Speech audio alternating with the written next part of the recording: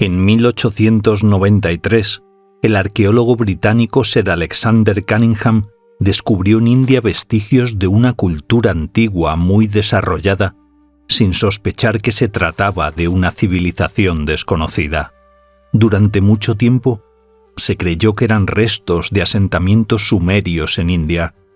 Nadie imaginaba que allí había existido una civilización propia, contemporánea del antiguo Egipto, Mesopotamia y China. No fue hasta 1922 cuando otro británico, John Marshall, realizó excavaciones en Harappa y Mohenjo-Daro, demostrando que no eran ciudades sumerias, sino vestigios de una civilización distinta cuya existencia ni siquiera se sospechaba. Ciudades con calles rectas, sistemas de alcantarillado, baños públicos y comercio internacional. Todo eso existía hace 4000 años. Sin embargo, hay un problema. Todavía no podemos leer ninguno de sus textos. No conocemos los nombres de sus reyes, ni quiénes eran sus dioses. Incluso ignoramos cómo se llamaban a sí mismos. Aún así, esta civilización fue la más grande del mundo antiguo. Entonces, ¿quiénes la crearon? Hace unos 7000 años, en el Valle del Indo, lo que hoy conocemos como Pakistán e India, los cazadores-recolectores que habitaban la región comenzaron a dedicarse a la agricultura, dando lugar a los primeros asentamientos. El más destacado fue Mehrgarh. Todavía no eran ciudades, sino pequeñas aldeas donde se empezó a trabajar la tierra en lugar de recolectar alimentos y cazar animales. Cultivaban trigo, cebada y mijo, y con el tiempo comenzaron a criar ganado. Allí se sentaron las bases de lo que más tarde se convertiría en una de las civilizaciones más grandiosas de la Edad del Bronce. No es sorprendente que esto ocurriera precisamente aquí. Las condiciones eran sumamente favorables para la agricultura sedentaria. Aunque hoy el norte de India y Pakistán son en gran medida semiáridos, en aquel entonces había bosques tropicales humedecidos por los monzones estacionales. Los ríos Indo y Sarasvati se desbordaban con regularidad, enriqueciendo la tierra circundante con limo y volviendo los suelos extremadamente fértiles. ¿Quiénes eran sus habitantes? No lo sabemos con certeza. Entre los especialistas, la mayoría opina que la población de la civilización del Valle del Indo era protodrávida. Esta hipótesis tiene fundamentos bastante sólidos, aunque no puede probarse de manera concluyente. La escritura de los harapanos sigue sin descifrarse, y las investigaciones genéticas tampoco ofrecen una respuesta definitiva. En el análisis de restos humanos encontrados en sus ciudades, los investigadores han identificado marcadores genéticos dravídicos. Sin embargo, también se han hallado otros componentes genéticos en algunas muestras, lo que sugiere que la población podría haber sido mixta. Este periodo se conoce como preharapano. Las personas vivían en pequeñas aldeas o incluso en grupos reducidos que se dedicaban a la agricultura. Sin embargo, su desarrollo era lento. Durante más de 1000 años, el modo de vida apenas cambió. Las razones eran sencillas. La gente vivía en condiciones climáticas favorables, tenía suficiente alimento y no se enfrentaba a amenazas externas serias. En tales circunstancias, no había necesidad de cambios radicales. Con el tiempo, el clima en el hemisferio norte se volvió más fresco y seco debido al cambio en la inclinación del eje terrestre. Los vientos monzónicos se desplazaron hacia el sur, y en las regiones a lo largo del Trópico de Cáncer comenzó la aridificación, el mismo proceso que dio origen a los desiertos del Sáhara y Arábigo. Algo similar ocurrió en la zona donde más tarde surgiría la civilización del Valle del Indo. El clima se volvió cada vez más seco, los bosques retrocedieron y cultivar alimentos se fue volviendo más difícil. Curiosamente, fue el empeoramiento de las condiciones lo que impulsó el desarrollo. Debido a esto, las personas se vieron obligadas a unirse para cultivar la tierra en conjunto. Las familias se agruparon en tribus, las tribus en alianzas, y esto fue conduciendo al nacimiento de una civilización. Entre los años 2800 y 2300 antes de nuestra era, también conocido como el período de Harappa temprano, grandes asentamientos surgieron en toda la región. El comercio comenzó a desarrollarse y surgieron nuevos oficios. La organización política también se volvió más compleja y comenzaron a aparecer auténticas ciudades. Las ciudades de la civilización del Valle del Indo son extraordinarias. Fueron diseñadas siguiendo un plan unificado. Las urbes tenían una división clara en barrios por amplias calles y avenidas. Este es uno de los primeros ejemplos conocidos de planificación urbana regular, donde la ciudad se organiza en barrios rectangulares. Incluso dentro de estos barrios, las casas se construían siguiendo un esquema similar. Lo que resulta de especial interés es que los arqueólogos apenas detectan estratificación social. En esta sociedad no había personas ni muy ricas ni muy pobres. La mayoría de los habitantes vivían un nivel similar. Esto queda claro al compararlo con otras civilizaciones. Por ejemplo, cuando los arqueólogos excavan ciudades romanas, como Pompeya, encuentran pequeñas casas pertenecientes a las clases sociales bajas y lujosas villas de los romanos ricos. Junto a estas aparecen edificios públicos, templos, termas y otras construcciones. En las ciudades de la civilización del Valle del Indo no se encuentra nada parecido. La mayoría de las casas son muy parecidas entre sí. No son idénticas en sentido literal, pero tienen aproximadamente el mismo tamaño. Algunas son un poco más grandes, otras un poco más pequeñas, pero no hay diferencias notables. Las casas residenciales solían tener 2 o 3 pisos y se organizaban alrededor de un patio interior.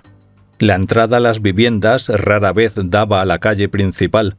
En cambio, las puertas se abrían hacia estrechos callejones laterales. Sin embargo, la verdadera innovación no se encontraba en su arquitectura, sino en lo que había dentro y debajo de ellas.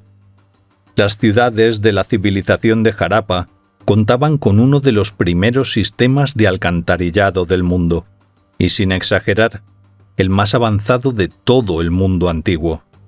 Su nivel era excepcionalmente alto. Por ejemplo, en París, un sistema de alcantarillado completo de tal calidad no se construyó hasta el siglo XIX, y en algunas ciudades del sur de Asia todavía no existe. Bajo los pies de los habitantes se extendía una compleja red de canales y sistemas de drenaje, a la que casi todas las casas estaban conectadas. Muchas viviendas disponían de inodoros con descarga y habitaciones especiales para el baño. El agua circulaba por tuberías verticales de arcilla, empotradas en las paredes, o por canales abiertos, y llegaba a los desagües de alcantarillado de las calles, que conducían las aguas residuales fuera de la ciudad. A lo largo del sistema de alcantarillado se disponían aberturas de inspección que permitían limpiar los canales y mantener el sistema. Su diseño aprovechaba la gravedad para que las aguas residuales fluyeran de manera natural. Por último, las impurezas se dirigían a depósitos especiales o se vertían directamente en los ríos. En la vida urbana del Valle del Indo, el agua tenía un papel fundamental. Cada ciudad contaba con numerosos pozos. Por ejemplo, en Mohenjo-Daro, los arqueólogos han identificado más de 700 pozos. Muchas casas y barrios disponían de pozos privados, mientras que otros eran de uso público. En el centro de las ciudades se encontraban grandes estanques, llamados baños públicos. Sin embargo, es probable que tuvieran una función no solo higiénica, sino también ritual.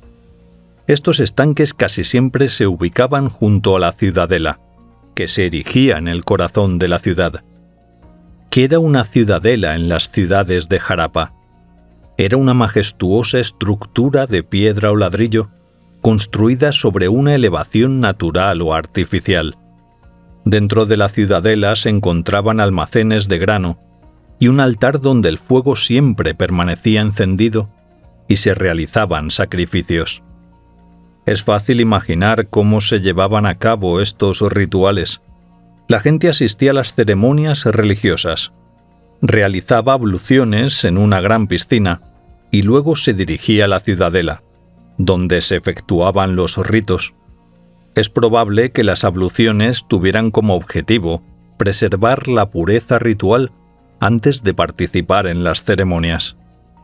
La mayoría de las ciudades de Harappa estaban rodeadas de altas murallas.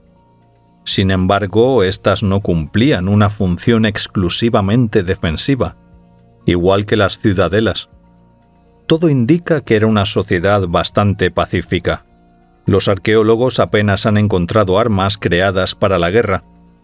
Se han descubierto muchos puñales de bronce, pero tales herramientas podían usarse para diversas necesidades domésticas.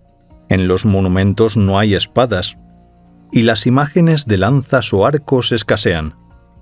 Tampoco hay hallazgos de armaduras, cascos o escudos, algo frecuente entre los materiales de otras civilizaciones de la Edad del Bronce.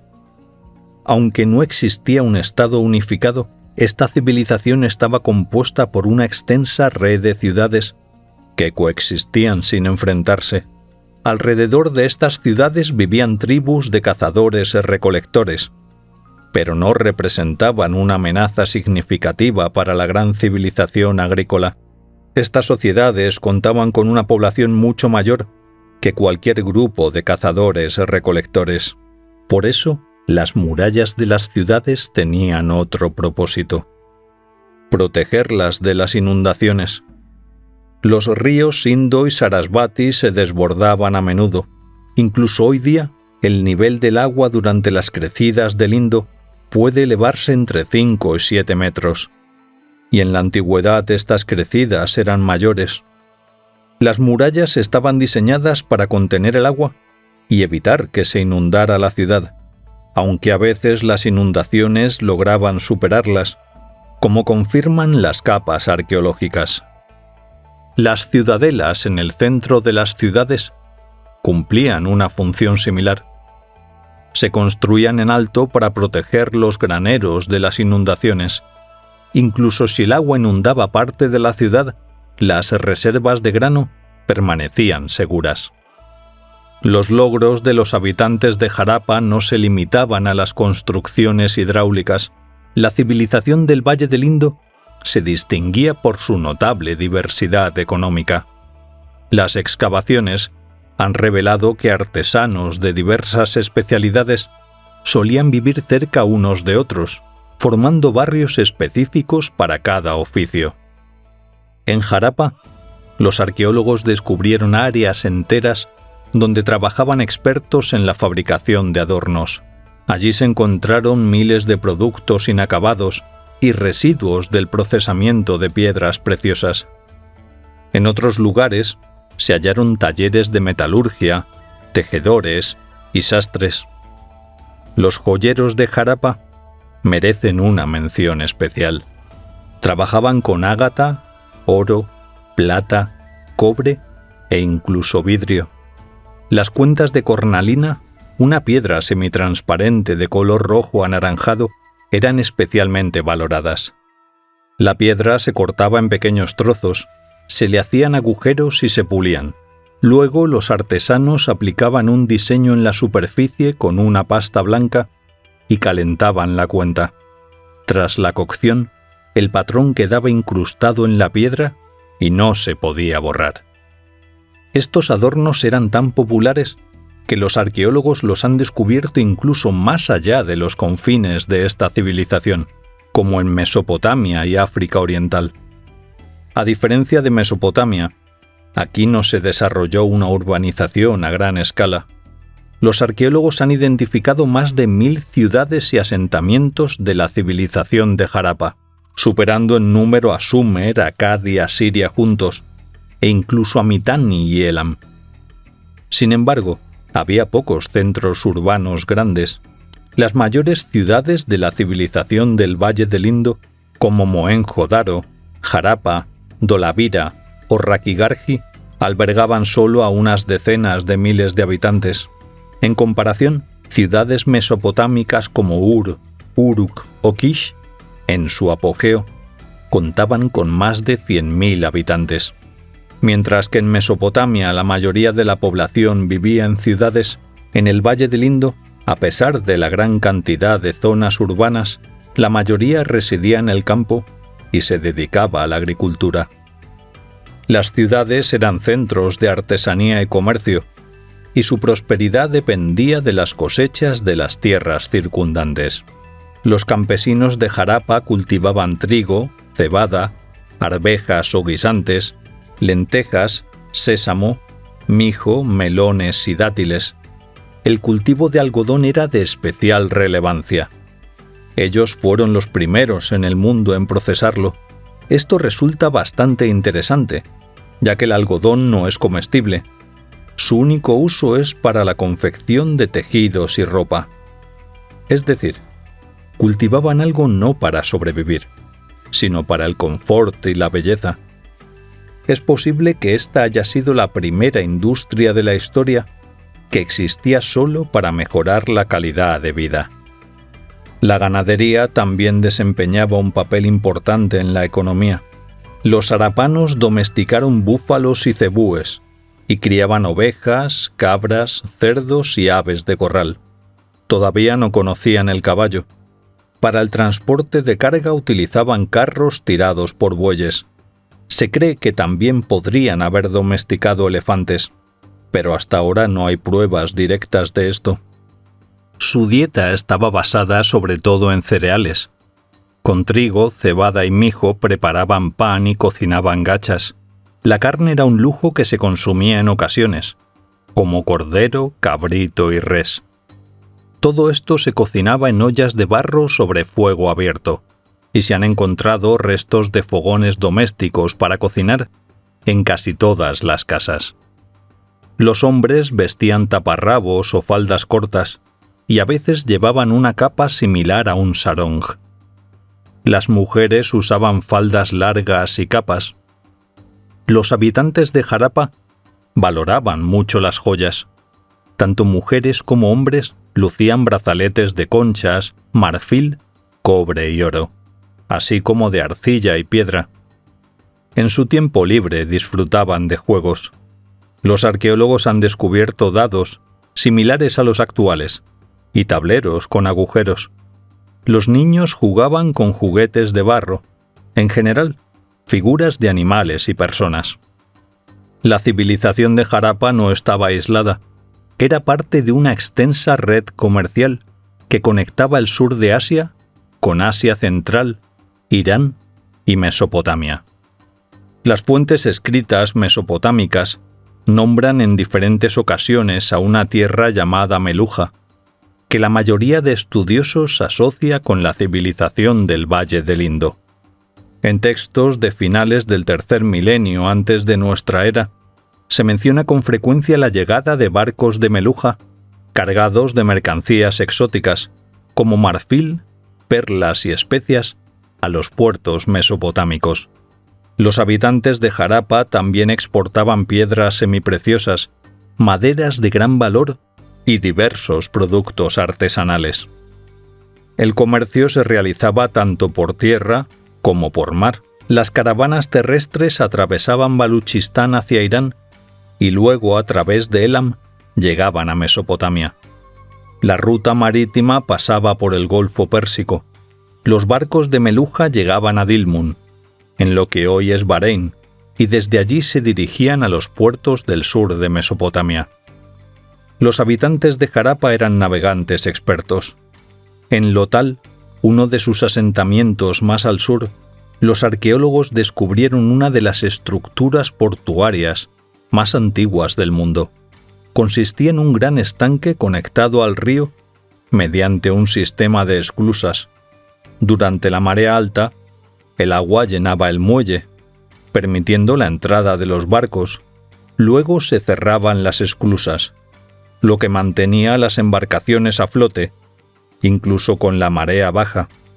Si era necesario, se podía vaciar el muelle para reparar embarcaciones o realizar otros trabajos. Desde Lothal, las embarcaciones harapanas navegaban a lo largo de la costa del actual Pakistán, continuando por las costas de Omán hasta el Golfo Pérsico y Dilmun, y desde allí hacia los puertos del sur de Mesopotamia. Es posible que hayan llegado mucho más lejos. En la costa de África Oriental, destacando la actual Somalia, se han encontrado sellos harapanos y otros productos de esta civilización. Incluso se halló uno de estos sellos en Zanzíbar, lo que sugiere que los navegantes harapanos podrían haber llegado también a estas lejanas costas. Para facilitar el comercio, los harapanos desarrollaron un sistema de pesos estándar que se extendió por todo el territorio de su civilización. Los arqueólogos han encontrado numerosos cubos de piedra de distintos tamaños, cada uno equivalente a una unidad de peso específica. La unidad más pequeña era de aproximadamente 0,856 gramos, con valores múltiplos de 2, 4, 8, 16, 32 y así sucesivamente. Este sistema permitía pesar con precisión tanto productos pequeños como grandes.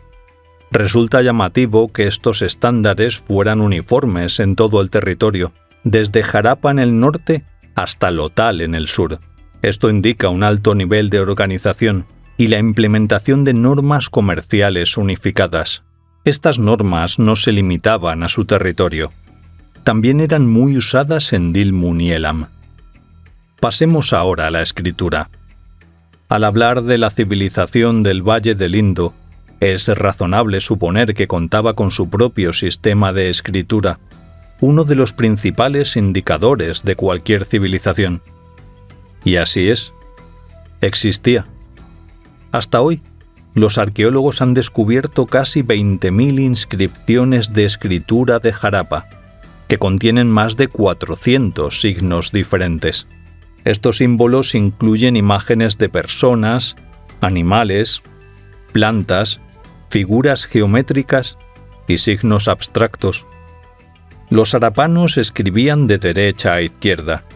Esto se evidencia en que en muchas inscripciones los símbolos parecen comprimirse desde el lado izquierdo, como si al escriba le faltara espacio y redujera el tamaño de los signos para acomodar todo el texto. Sin embargo, a pesar de la gran cantidad de textos encontrados, su significado sigue siendo un misterio. Los investigadores aún no han logrado establecer ni siquiera el valor fonético de un solo símbolo. Se han realizado más de 60 intentos de descifrar esta escritura, y resulta elocuente que ninguno de ellos haya arrojado el mismo resultado, lo que indica que lejos seguimos de resolver este enigma. El principal obstáculo para descifrar los textos es su extrema brevedad. La mayoría de las inscripciones contienen apenas entre 5 y 7 caracteres.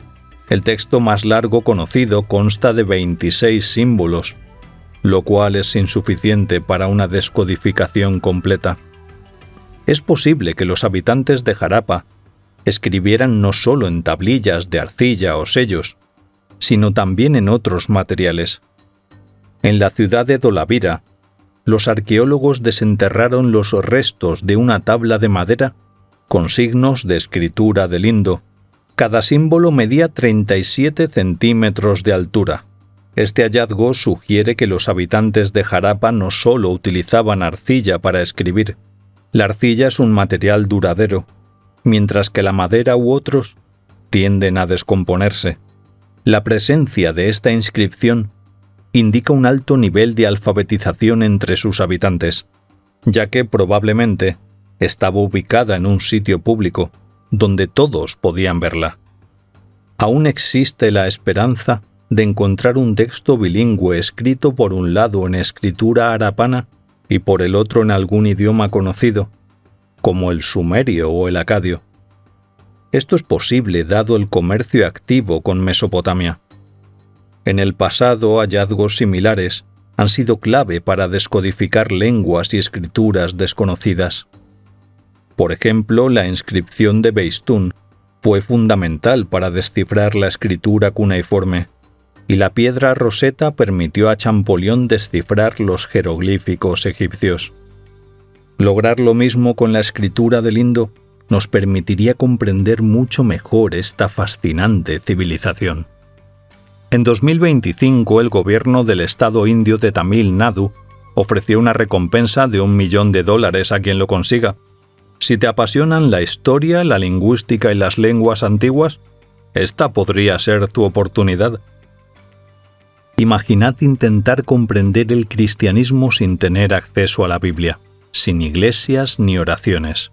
Solo dispones de unas pocas estatuillas, iconos mal pintados y restos como velas consumidas. En una situación similar están los investigadores cuando intentan reconstruir la religión de la civilización del Valle del Indo. Sin embargo, una observación cuidadosa revela mucho más de lo que parece a simple vista. Casi todas las demás civilizaciones dejaron una religión que no puede ser ignorada. El antiguo Egipto se distingue por sus templos colosales, listas de dioses y descripciones detalladas del más allá. Mesopotamia nos legó los zigurats, la epopeya de Gilgamesh y miles de tablillas con oraciones y rituales. Incluso culturas mucho más pequeñas nos han dejado vestigios que hablan directamente de su fe. La civilización de Harappa, en cambio, permanece en silencio. No se ha descubierto ningún templo, ni tumbas reales con ofrendas a los dioses. Existen miles de sellos con inscripciones, pero aún no podemos descifrarlas. Quizá los nombres de sus dioses ya hayan sido encontrados, pero todavía no lo sabemos. Para una civilización milenaria, cuyas ciudades albergaron a millones de personas, esto resulta sorprendente. Sin embargo, el silencio no significa que no creyeran en nada. Observemos sus ciudades. En el centro siempre se alza una ciudadela, y junto a ella, una gran piscina a la que conducen escaleras especiales, con paredes cuidadosamente impermeabilizadas. Es evidente que esta estructura tenía un significado especial. Aquí se realizaban abluciones rituales. Para los habitantes de Harappa la pureza no era solo cuestión de higiene, sino que poseía un significado sagrado. Antes de acercarse al fuego en el altar de la ciudadela, antes de participar en un ritual, la persona debía purificarse con agua.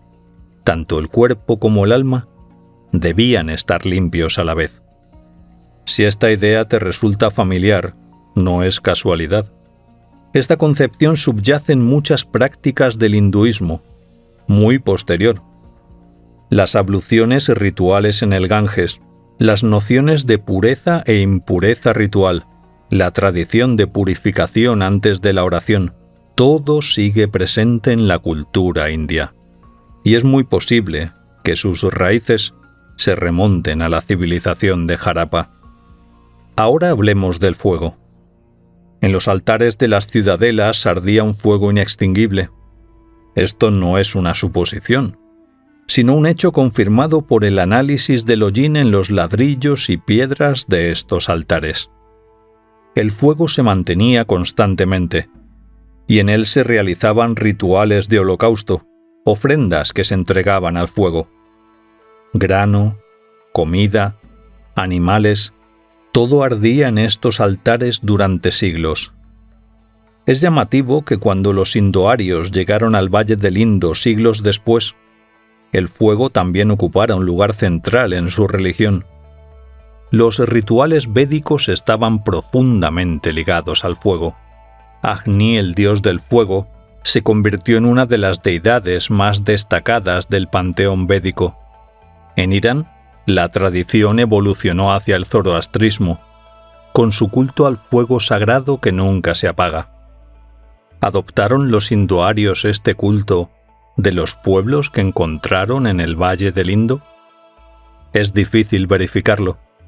Sin embargo, no se puede descartar la idea de que el fuego de estos altares encendió algo más que simples ofrendas, posiblemente toda una tradición religiosa. Pasemos ahora a los sellos. Entre los miles de sellos encontrados, una escena se repite tan a menudo que es complicado que se trate de una coincidencia. En ella se representa a una persona sentada, con las piernas cruzadas, en lo que hoy llamamos postura de loto. Alrededor de ella aparecen animales: un elefante, un tigre, un rinoceronte y un búfalo. Y sobre su cabeza se observan grandes cuernos. ¿Quién es? No conocemos su nombre. Sin embargo, los investigadores han notado una casualidad interesante. Aproximadamente 2000 años después del declive de la civilización de Harappa, en la tradición india surge la figura del dios Shiva. A él también se le representa a menudo en una postura meditativa, está asociado con animales salvajes y se le considera su señor. ¿Es la figura de Harappa un antepasado directo de la imagen de Shiva? Es imposible probarlo. Sin embargo, la similitud es tan sorprendente que resulta difícil de ignorar. Posiblemente estamos ante una de las representaciones más antiguas de una deidad que se convertiría en una de las más veneradas del mundo. Entre los descubrimientos arqueológicos se han encontrado numerosas estatuillas femeninas de formas exuberantes. En las culturas antiguas, estas figuras suelen asociarse con la diosa de la fertilidad, la tierra que proporciona cosechas, la madre que da vida. Esta idea probablemente es tan antigua como la agricultura misma, y los habitantes de Harappa, en este sentido, no eran diferentes de muchos otros de la antigüedad. Hay otro detalle interesante. En algunas representaciones, los investigadores observan escenas que podrían interpretarse como sacrificios humanos. Esto no significa que los habitantes de Harappa fueran especialmente crueles. En el mundo antiguo, los sacrificios a menudo se consideraban el acto supremo de devoción a los dioses, una manera de mantener el equilibrio entre el mundo humano y el divino. Sin embargo, esto nos recuerda que la religión de esta civilización, al igual que muchas otras en la antigüedad, también tenía un lado oscuro.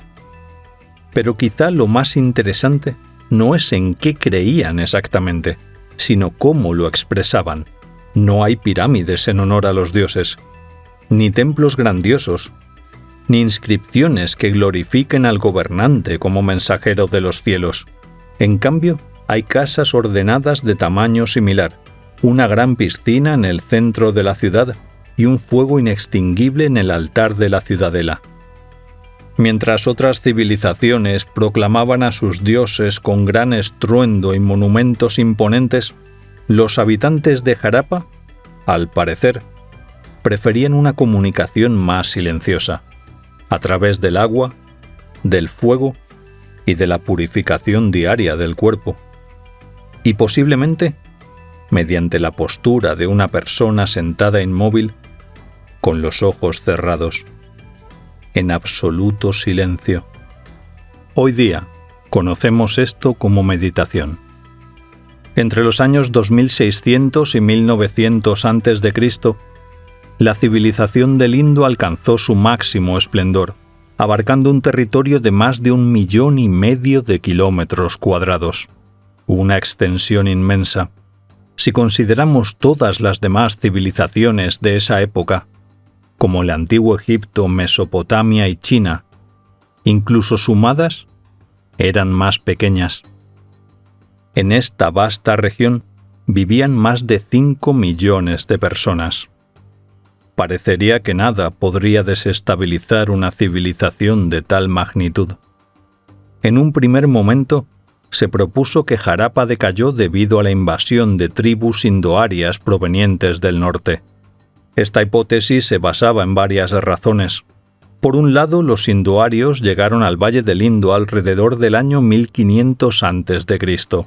Y por otra parte, en el Rig Veda, uno de los textos indios más antiguos, escrito sobre esa época, se describe la lucha de los dioses arios contra las ciudades fortificadas y los habitantes de piel oscura de estas tierras. Sin embargo, esta teoría no cuenta hoy con un amplio respaldo. En primer lugar, no hay evidencia arqueológica que la respalde. Los arqueólogos no han encontrado rastros de destrucción a gran escala ni de acciones bélicas. No hay enterramientos masivos de víctimas, ni un cambio repentino en la cultura material, que cabría esperar después de una conquista. Además, la cronología no coincide. Los datos arqueológicos muestran que el declive de la civilización del Valle del Indo comenzó 200 o 300 años antes de la llegada de los indoarios a la región. Desde el comienzo del segundo milenio antes de nuestra era, se observa un deterioro en la arquitectura, las artesanías y el comercio. A partir de alrededor del año 1700 a.C., las fuentes mesopotámicas casi dejan de mencionar a los comerciantes y productos de Meluja. Por lo tanto, cuando los indoarios llegaron a la región, todavía encontraron vestigios de la civilización de Harappa, pero esta ya estaba en declive. Se puede afirmar que las nuevas tribus solo completaron el proceso. Así que aparece una pregunta. ¿Qué fue lo que sucedió? En la actualidad, un número cada vez mayor de investigadores considera que los habitantes del Valle del Indo fueron en gran medida responsables de su propio declive. Todas sus grandes ciudades y estructuras fueron construidas con ladrillos. Sin embargo, a diferencia de Mesopotamia, donde se utilizaba principalmente ladrillo crudo sin cocer, en la civilización del Valle del Indo se empleaba el ladrillo cocido. Esto era completamente lógico. Dicho ladrillo es mucho más resistente y duradero, por lo tanto es un mejor material de construcción. En Mesopotamia, el uso del ladrillo sin cocer no se debía al desconocimiento de las ventajas del ladrillo cocido, sino a una razón mucho más simple: la escasez de madera. La región carecía casi por completo de bosques, y cocer ladrillos requería una gran cantidad de combustible. Por esta razón, muchos edificios mesopotámicos solo tenían un revestimiento exterior de ladrillo cocido, mientras que la estructura principal de las paredes se construía con ladrillos crudos. En cambio, los habitantes de Harappa disponían de bosques y utilizaban la madera para cocer ladrillos. Para producir las enormes cantidades necesarias, talaban cada vez más árboles. Aunque esto no ocurrió de forma abrupta, con el tiempo, la región comenzó a deforestarse. Como consecuencia, las inundaciones provocadas por las crecidas del Indo y el Sarasvati se volvieron mucho más destructivas. Antes, la vegetación contenía parcialmente el flujo de agua, pero tras la tala de los bosques, esta barrera natural desapareció. Las inundaciones empezaron a causar muchos más daños. Lo más grave es que las raíces de los árboles ya no retenían el suelo. Durante las crecidas, los ríos comenzaron a arrastrar la capa fértil de tierra, lo que redujo la productividad y condujo a la salinización y degradación de los terrenos. Al mismo tiempo, los procesos de aridización, que en su momento propiciaron que surgiese esta civilización, no cesaron. El clima se volvía cada vez más seco, los monzones traían menos lluvias y la región sufría sequías prolongadas con más frecuencia.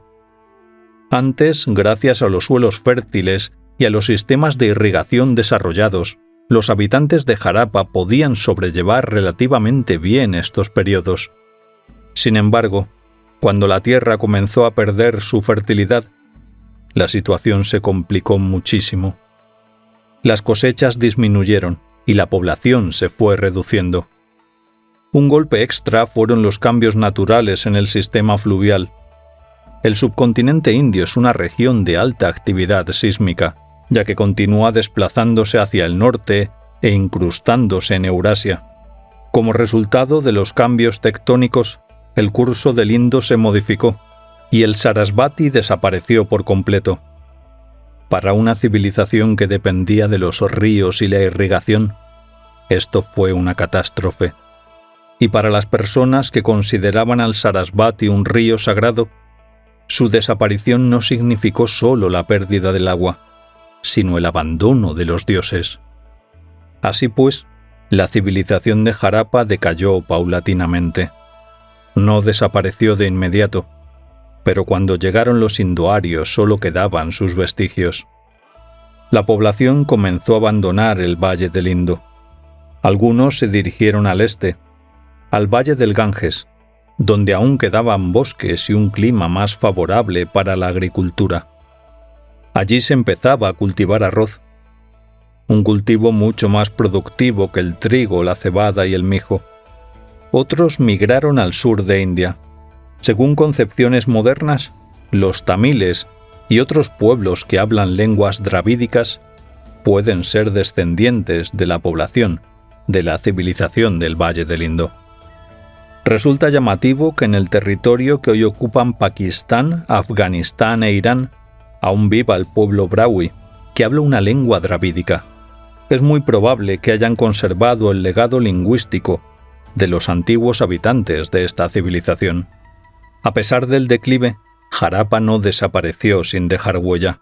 Las prácticas agrícolas, las tecnologías de procesamiento de metales y diversas artesanías continuaron existiendo y fueron adoptadas por nuevos pueblos, incluidas las tribus indoarias que llegaron desde el norte.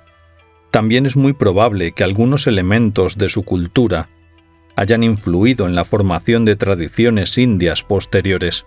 Entre ellos podrían estar el culto a la vaca sagrada, la purificación ritual con agua e incluso ciertas prácticas de yoga. Muchas características que hoy se asocian con el hinduismo bien podrían tener raíces en Harappa. Sin embargo, demostrar esto es muy complicado, sobre todo porque todavía no hemos descifrado su escritura. Durante más de 3000 años, las ruinas de las ciudades de Harappa permanecieron enterradas. Los habitantes de la zona a veces encontraban objetos extraños, pero no comprendían su origen. En la misma Harappa, durante siglos, los campesinos desmantelaron las antiguas estructuras de ladrillo y los usaron para sus propias necesidades. Cuando los británicos construyeron el ferrocarril, utilizaron miles de ladrillos de Harappa como lastre y base para la vía férrea. Nadie sospechaba su verdadero valor. Esto nos recuerda que bajo el suelo que pisamos están enterrados miles de años de historia humana.